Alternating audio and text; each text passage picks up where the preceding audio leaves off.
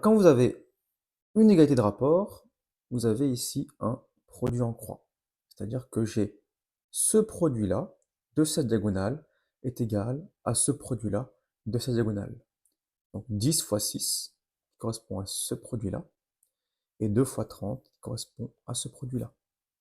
Et nous avons cette égalité. 10 fois 6 est égal à 2 fois 30.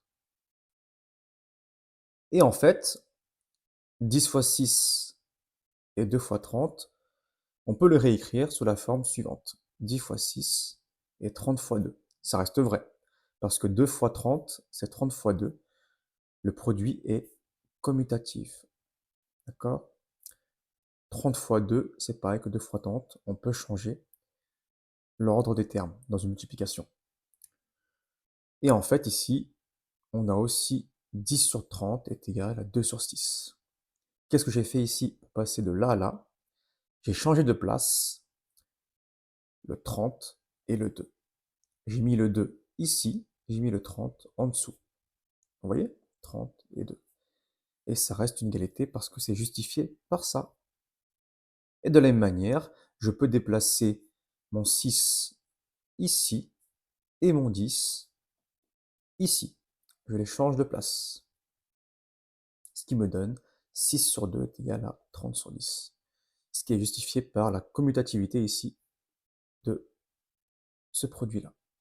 Dans le cas général, si on prend 4 nombres, A, B, C, D, avec B et D différents de 0, eh bien le produit en croix nous dit que le produit de cette diagonale, A fois D, est égal au produit de cette diagonale, B fois C. Ici, B fois C, c'est C fois B, donc j'ai cette égalité-là. Ici, j'ai changé le B et le C. Vous voyez, le B et le C, je les ai changés ici. Et après, ici, j'ai changé le A et le D. Vous voyez, le A et le D. Parce que D fois A, c'est A fois D. B fois C, bah, ça reste B fois C.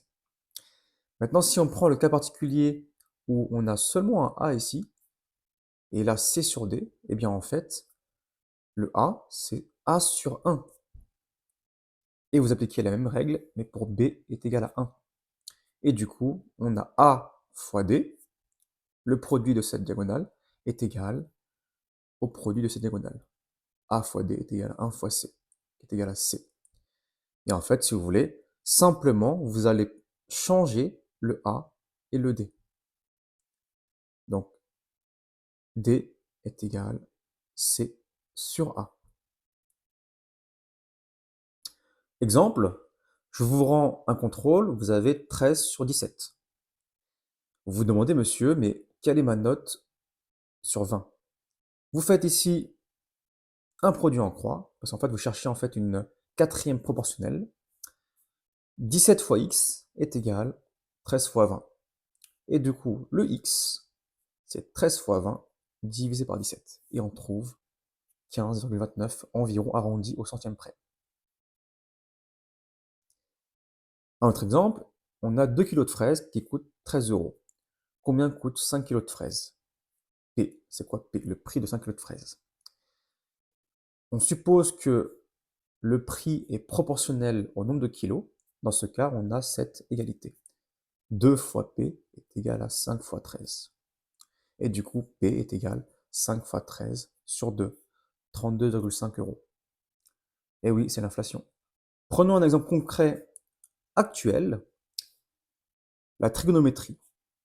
Considérons un triangle rectangle, l'angle B. Eh bien, par rapport à l'angle B, nous avons ici l'opposé, l'adjacent et l'hypoténuse. Eh bien, on peut écrire que le cosinus de l'angle B, c'est l'adjacent sur l'hypoténuse, c'est-à-dire AB sur BC.